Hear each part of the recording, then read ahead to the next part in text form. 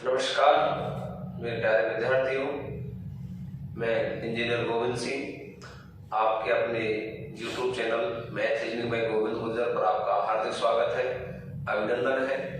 देखिए, रीजनिंग का जो टॉपिक चल रहा था विद्यार्थियों हमारा, मैंने लास्ट वीडियो आपको पासा जो था वो कंप्लीट करा दिया है। अब मैं आपको वर्णमाला टॉपिक के बारे में बात करता हूँ। देखिए, वर्णमाला जो टॉपिक होता है उसको किस तरीके से हम लोग सॉल्व कर पाएंगे। पहली बात, वर्णमाला में क्या होता है। अंग्रेजी में वर्णमाला एक होती है, ए से लेकर जेड, और इसमें अक्षरों की संख्या 26 होती है।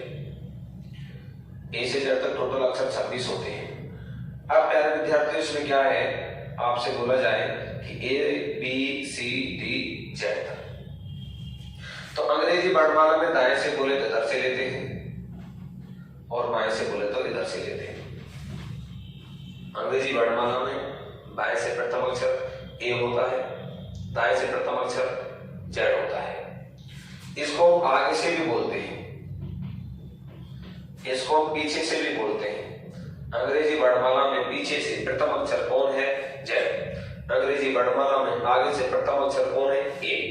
इस तरीके से हम गिनते हुए जाते हैं। अगर मैं जैसे बोलूं सी का दायां कौन है, तो बेटा इधर दायां होता है, इधर बायां होता है। ये अंग्रेजी वर्णमाला में बाएं दाएं की स्थिति होती है।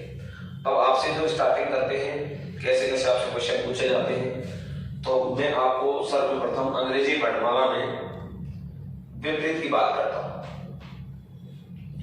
अंग्रेजी वर्णमाला में विपरीत क्या होता है। विपरीत का बड़ा रोल है, क्योंकि विपरीत हमारे आपको मैं कोडिंग डिकोडिंग पढ़ाऊंगा उस समय भी विपरीत की जरूरत पड़ेगी, सीरीज पढ़ाऊंगा उस समय भी आपको विपरीत की जरूरत पड़ेगी। तो देखिए विपरीत क्या होता है, तो A B C D E F G H I J K L M N O P Q R S T U V W X Y Z.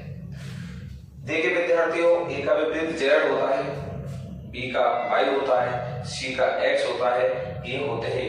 लेकिन हमें याद कैसे रहेंगे, इनका याद करने का प्रोसेस क्या होगा। तो देखिए विद्यार्थियों, आपसे मैंने बोला ए का जेड, तो आपको पता है अंग्रेजी वर्णमाला में विपरीत का योग 27 होता है। कैसे होता है, इसका नंबर 1, इसका नंबर 26 और 1 27। अंग्रेजी वर्णमाला में विपरीत का योग 27 होता है।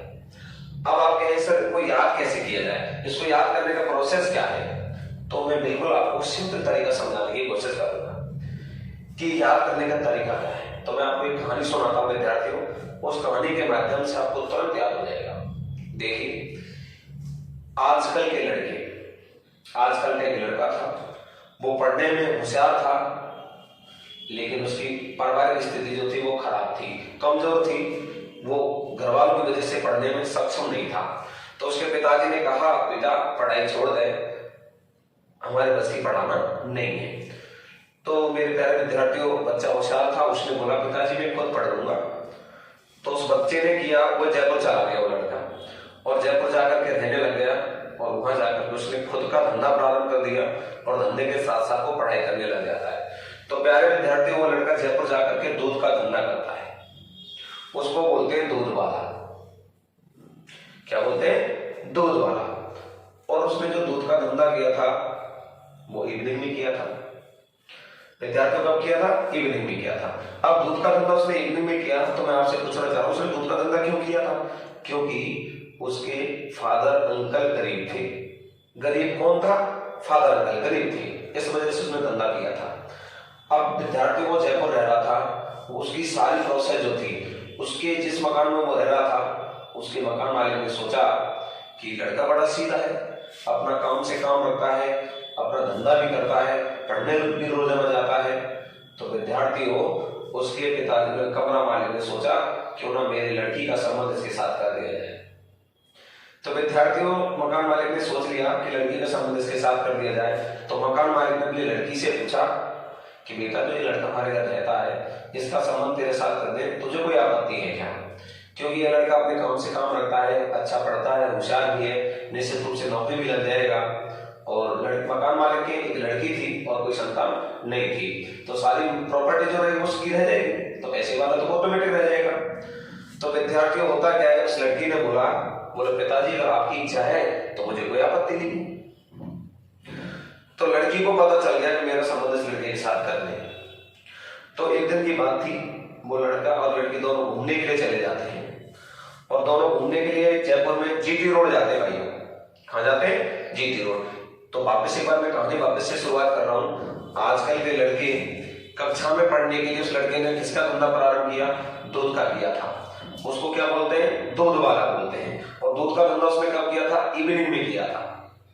दूध का धंधा क्यों किया था विद्यार्थियों? क्योंकि उसके फादर अंकल गरीब थे और वह लड़का घूमने के लिए गया। वो लड़का लड़की दोनों घूमने के लिए जयपुर में जाते हैं, जीटी रोड घूमने के लिए जाते हैं। अब जीटी रोड दोनों घूमने के लिए चले जाते हैं, तो लड़की ने उस लड़के से बोला कि आप पढ़े कितने हैं? तो उस लड़के ने बोला मेरे हाई सेकेंडरी पढ़ा हूं। तो लड़की ने बोला हाई सेकेंडरी अगर आप पढ़े हो तो तैयारी किसकी कर रहे हो?